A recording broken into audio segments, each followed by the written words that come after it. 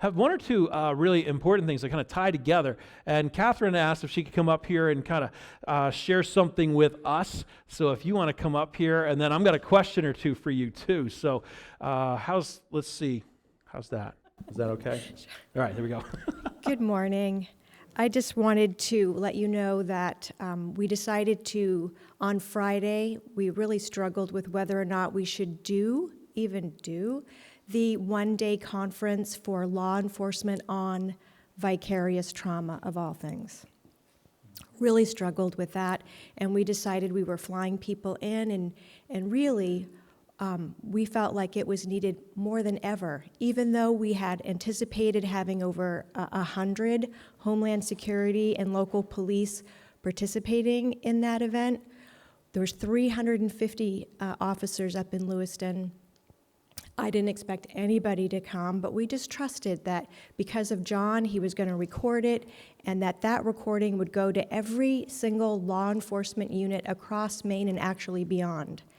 To our delight, we had 21 people come and stay. We had Homeland Security from Pennsylvania, from Boston, who weren't a part of the manhunt. So they were there. The right people were there. And I also wanted to say that, if I would have had to pay John to do that video and editing, it would have been like $4,000. But he gave his time and diligence, and because of that, so many people who couldn't be there for the vicarious trauma will be able to be edified by that. Super excited about that. We did have some of the, two of the top Homeland Security people in Maine come by and wanted to just say thank you for doing this.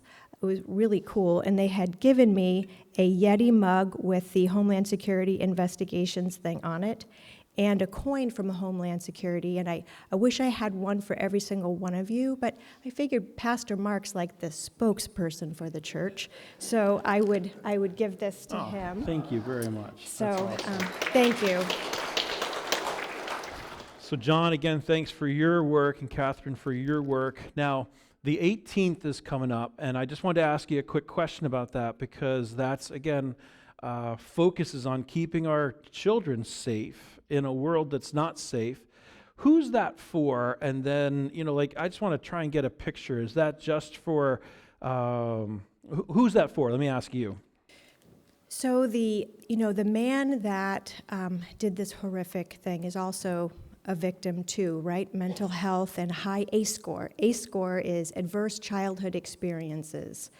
So our whole thing with Stop Trafficking US is to prevent children from being abused in the first place so they don't grow up and kill people, right? So we do the prevention because that is the genesis of all this craziness out there. So I've been trying since 2019 to bring the faith communities together. We did do a 3-day event in 2019. We had over 350 people come and hardly any churches.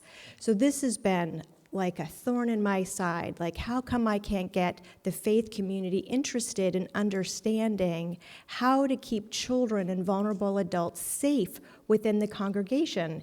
In clergy, synagogue, or whatever Buddhist people go to, whatever it is, they're not taught about what do you do when a registered sex offender joins your church and says, Jesus has forgiven me, so let me help out with the youth.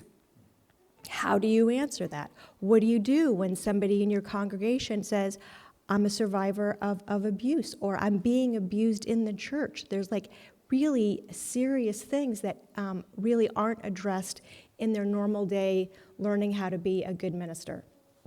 So I've been struggling for a long time with this, and it's this church. This church was the turning point.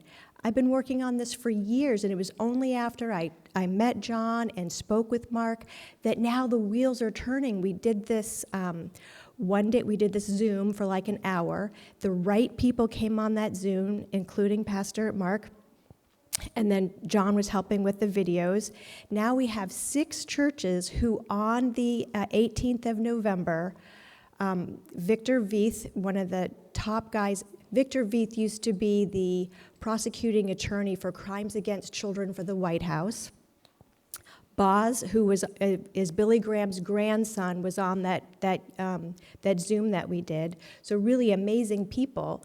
And so because of that, we're doing this one-day-long thing. We've got 6 churches who are going to open their congregations up. They're going to have a potluck and daycare and put on the big screen this live stream for the full day. And it is for, long way around to who is supposed to be there, but anybody within the faith community and beyond. So like your Christian daycare workers, parents, grandparents, your smaller churches that maybe don't have the congregation, it's a great opportunity to have that sense of community.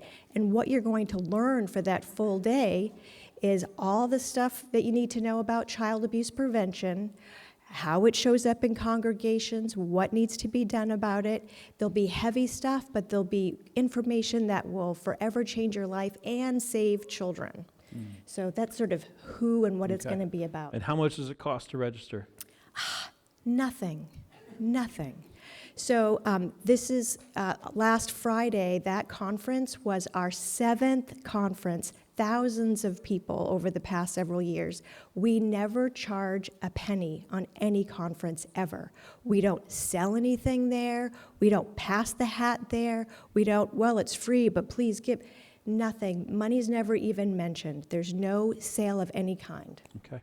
And then if someone's not from a church or from a faith background, this is still going to be something that they can Absolutely. join in with, because it's not going to be a preaching right. type There of conference. there is no Bible thumping and nothing happening. There's no exorcisms. I have a story about that, but not now. Okay. There'll be none of that. So they are going to cover specific, church. Well, not even just like faith. Communities, but how to protect children is beyond religion. So it's a wonderful way of bringing people in safely. They're not going to be preached at, but maybe when they're here and they feel the love and the acceptance of our community, that maybe they'll come back, which is an opportunity for salvation. Okay. Well, thank you, Catherine. I really appreciate that. Thank you for these.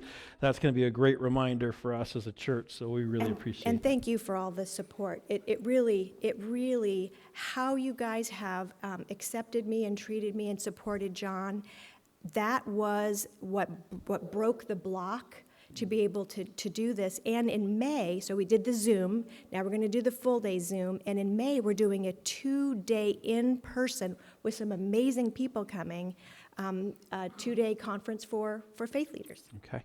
Thank you very much. So I just want to say, obviously, it's our heart as a church that we need to protect our children. So teachers who teach at home, those of you who work with Sunday school, those of you who work, grandchildren, how do we recognize signs? These are important things for our day and age, so we want to just make this available to you.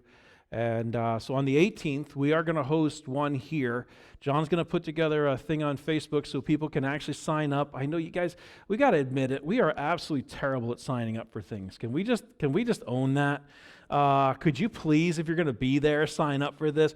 You're free to share it. So other churches, other friends and neighbors, like we said, they don't have to have a faith background to be part of this. We don't want another kid, another child in our state to have to walk through the type of abuse that can hide so easily in this place.